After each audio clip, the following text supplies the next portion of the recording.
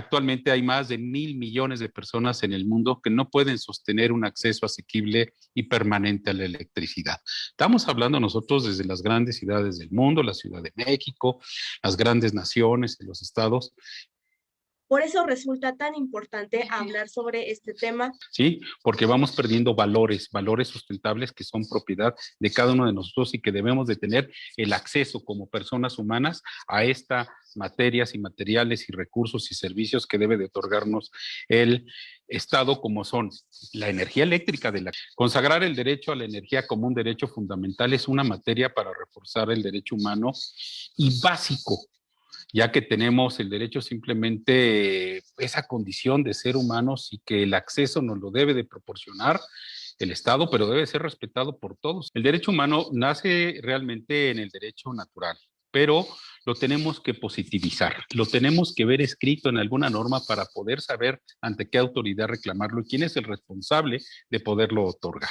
Entonces, desde el derecho interno, el derecho nacional, el derecho mexicano, lo debemos de tener en la Constitución. Si nosotros analizamos dónde se encuentra el derecho energético en la Constitución, les dije en el derecho económico, que es del artículo 25 al 28 de la Constitución. Cuando empezamos a hablar de las empresas productivas del Estado, de la energía y eso, el artículo 25 en especial, 27 y 28 son los que manejan la materia energética como tal, hablando de las áreas estratégicas del Estado, del servicio público y demás, lo cual nos traslada a ver de que deben de estar sustentados primero en la Constitución. Y nosotros en nuestra Constitución como México los tenemos en el primer capítulo, un título que se llama de las garantías individuales, pero de los derechos humanos y las garantías individuales. Quiere decir que sí tenemos positivizado porque está dentro de ese grupo de derechos humanos que nos consagra la Constitución. Pero muchas veces las constituciones dicen muchas cosas y no las volteamos o las aterrizamos en una ley secundaria, en una ley que nazca de la Constitución. Nos cuesta mucho trabajo de saber quién es la responsable de deber otorgar ese servicio. Entonces deben de estar en las leyes. Y les puedo decir que existen muchas leyes relacionadas en el tema energético, como la ley de las empresas productivas del Estado, especialmente la ley de la Comisión Federal de Electricidad, la ley de Petróleos Mexicanos, pero que no habla nunca de un derecho humano, sino materializan las formas de cómo debe de llevarse a cabo esta materia tan importante energética. Pero más allá, todavía tenemos leyes que ya regulan ahora sí sistemas y que acabamos de ver una postura de reforma en México con la ley de la industria eléctrica y la ley de hidrocarburos. Dos leyes que se han reformado y que realmente están hablando de la materialización de bienes de la nación y de los servicios que debe de proporcionar el Estado. Tenemos la ley de hidrocarburos, también que regula toda la materia en petrolera como tal en México y algunas leyes reglamentarias en materia de gas y en materia de materia de gas y de recursos naturales esenciales. Por eso también se debe de trasladar como un derecho humano el derecho a la energía, porque tiene impactos en materia ambiental. Entonces, la Ley General de Protección al Ambiente es una de las tantas leyes que se ven realmente involucradas en este servicio tan importante, tanto de hidrocarburos que bienes de la nación, así como del sistema eléctrico, porque tiene trascendencia en todo lo que es la maquinaria de trabajo para la creación y diseminación de ese servicio a toda la población, porque estamos utilizando recursos naturales tan sencillos como pudiéramos verlos: el gas, el petróleo, el carbón, la energía solar, el aire, la energía atómica también la podemos utilizar para ello. Entonces, en México tenemos leyes que, sin decirlos derecho humano, ¿sí?, lo que debemos de ver es lo que consagra nuestra Constitución y trasladarlo a las leyes secundarias para ver las obligaciones del Estado para defenderlo, a través de recursos tan importantes, por ejemplo, como en materia de amparo, que más adelante les podré platicar. Materia de desechos peligrosos, porque si yo tengo, imagínense, hidrocarburos que estoy produciendo y que no todo sirve en primera instancia o que derivados de ellos los vuelvo plásticos y demás, tengo leyes que se dedican a regular lo que es el derecho en materiales peligrosos, leyes en energía atómica que son internacionales y que debo de tenerlos. En el derecho internacional tenemos exclusiva mente así la fijación siempre de ver la Declaración Universal de los Derechos Humanos, que les podría más adelante decir exactamente por qué. Tratados en derechos humanos específicos. ¿Sí? Tenemos además tratados en materia comercial, como el TECMEC ahora, que tenemos intercambio comercial con otras naciones, quiere decir que en materia de derechos humanos, en materia comercial y en materias de intercambio de otro tipo de tecnologías y demás, como volteamos a ver lo que tenemos con la Unión Europea, con países de Sudamérica, donde están tratados que sin pensar que fueran de derechos humanos, tienen como consecuencia la comercialización y el intercambio de estos bienes que por un lado dicen que son de la nación y por el otro lado son sobreexplotados y tienen consecuencias graves. Los mecanismos legales para poder sustentarlo en México, el amparo, en muchos países de Latinoamérica así se ven como tal. La heterocomposición, porque en materia energética hay mucha influencia del derecho extranjero de empresas transnacionales que vienen a hacer las inversiones a los países en vías de desarrollo o economías emergentes como México, y que entonces ellos no quieren ver a los tribunales nacionales mexicanos, al Poder Judicial de la Federación, entonces se quieren llevar los procesos en materia arbitral, que es una materia también de sustento para poder regular eso. Por graduación de prelación, entonces también podemos ver que la Comisión Interamericana de Derechos Humanos, por las consecuencias que tienen en las materias que les he dicho, como en materia ambiental y demás derechos que debemos de tener acceso gracias a la existencia del derecho energético, la Corte Interamericana, donde se han sujetado los estados-nación obligados en la región de América, como en la Corte Europea, cuando ellos tendrán sus problemas de esto, ¿verdad? Y especialmente mecanismos de defensa bien establecidos en las ONGs como tal. ¿Existe alguna autoridad encargada de vigilar el cumplimiento a este derecho, sobre todo tomando en cuenta las cuestiones que actualmente están pasando? Sí, como no, mira, tenemos que dividir en materia administrativa, que es importantísima para poder materializar la energía.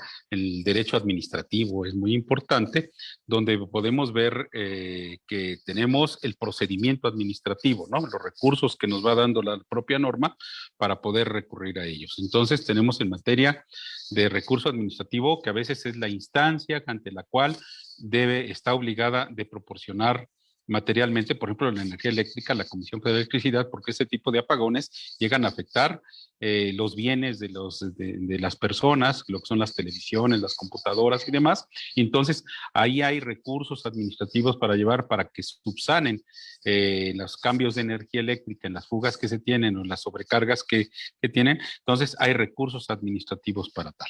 También tenemos el Poder Judicial de la Federación en materia de amparo, y vemos recursos legales concretos en materia mercantil cuando se dice que la contratación de los servicios, por ejemplo, de energía, o los contratos con los cuales compran hidrocarburos para la comercialización de ellos, las estaciones de servicio y demás, nos podemos salir a la materia mercantil. Las leyes de las empresas productivas del Estado en México hablan de que la relación meramente con los gobernados interesados en esto es netamente mercantil. Acaba de fijar un criterio la Suprema Corte de Justicia diciendo que por tratarse derivado de un derecho de prelación como tal, lo debemos de ver ya en la materia civil como tal, lo pasa a materia administrativa porque lo considera un acto administrativo el que está llevando. Entonces, en materia administrativa se tienen los recursos administrativos, Tribunal Federal de Justicia Administrativa, para poder llevar esto, y más adelante el Poder Judicial de la Federación para materia de amparo y demás, materia civil para la reparación de daños, además de los mecanismos que tenemos en procedimiento, tenemos la materia civil como tal. Y luego, más delicado todavía, la materia penal, cuando vemos el robo de energía que están llevando a cabo, el huachicoleo que le dicen, ya tenemos entonces también en el Poder Judicial de la Federación los procesos en materia penal y más allá los procesos en materia ambiental, porque al hablar de energía siempre vamos a tener un impacto de contaminación y de calentamiento global. Entonces, en materia administrativa, en calentamiento y materia ambiental es la Profepa. ¿sí? Y en materia ya jurisdiccional, el Poder Judicial de la Federación. A nivel internacional, la Comisión Nacional de Derechos Humanos, cuando tenemos afectaciones graves en nuestra dignidad humana, ¿sí? Para poder integrar lo que es nuestro derecho, para que tengamos física y mentalmente todas las necesidades cumplidas que el Estado se ha comprometido a dar, a través de muchas reglas que ha imperado en la ONU y que ha tratado de estar solventando y sustentando para que los Estados-nación que estamos adheridos ahí vayamos respetando a todos los gobernados del mundo. La Comisión Interamericana, donde los estados estamos adheridos, donde se emiten sentencias que a veces, que si bien es cierto, por materia eléctrica o materia de hidrocarburos no se considera un derecho humano, las consecuencias sí que les acabo de platicar. Vamos a ver que tenemos un derecho a la vida. Si yo les digo que derivado del derecho energético tenemos el derecho a la vida, ¿por qué? Pensando que si estás hospitalizado y ahí sucede un corte como el que nos acaba de pasar, el paciente se va a morir y entonces estamos violentando su derecho a la vida. También podríamos impedirle su derecho a la libertad de movilidad o de movimiento, porque no tenemos transporte, ni transporte particular, ni transporte público, porque no tenemos hidrocarburos. Aunque no esté materializado positivamente el derecho energético como derecho humano, todo lo que conlleva está inmerso el derecho humano. ¿Sí? Para poder hacer estos lentes, para que yo vea bien, se necesitó energía, porque estos no lo hicieron manualmente, artesanalmente, para crear unos lentes. Tiene que haber la industria, tiene que haber el comercio para que los compre. Entonces, si yo padezco de todos estos servicios, la verdad es que estoy limitado y no puedo desarrollarme humanamente posible para lograr mi integridad física y mental y mi consecuencia como un ser humano digno que debo de ser. ¿De acuerdo? Entonces, perdón, Toño. Sí, totalmente de acuerdo con usted, maestro. También debemos de ver esas garantías que deben de establecer, no solo como una simple mercancía, ¿no? Cuando yo hablo de la materialización, ahí está tu petróleo, ahí está tu gasolina, ahí está tu gas, ahí está tu energía, son servicios, sino también que debo de verlo como un derecho de acceso social para el beneficio del grupo. ¿Qué está pasando en la actual administración en México? Quieren la reforma energética en México y en muchas partes del mundo, esas reformas que se han hecho, ha sido para favorecer a los particulares y han enriquecido a las empresas particulares, desfavoreciendo al Estado, quien es propietario de las empresas productivas del Estado, y le han quitado ganancias, le han quitado supervivencia a estas empresas. Entonces, cuando vemos que esta reforma fue golpeada, hoy la administración pública, de las cuales no quiere decir que yo esté de acuerdo con muchas cosas, pero tiene mucha razón en lo que está haciendo en la materia eléctrica y de hidrocarburos. Es pensar que tienen su origen social. Quiere decir que los beneficiarios somos los pobladores, somos los gobernados y no deben de ser las grandes empresas que son producto de la globalización. Esas empresas desde 1992, 93, que realmente se ve inmerso el Tratado de Libre Comercio con las grandes naciones, Estados Unidos, Canadá, México como ejemplo, pues sí, se pensó en que todos deberíamos de estar interconectados y deberíamos de habernos visto todos favorecidos, pero en la mera verdad de la razón, en esa cuestión tan simple y sencilla que debimos de trabajar todos hacia adelante y de la mano para sacar a las naciones todos al mismo nivel, vemos que Estados Unidos se puso las pilas y continuó. El tiempo es un recurso no renovable. Ya hablando un poco de estas energías limpias, renovables, no renovables. Sí.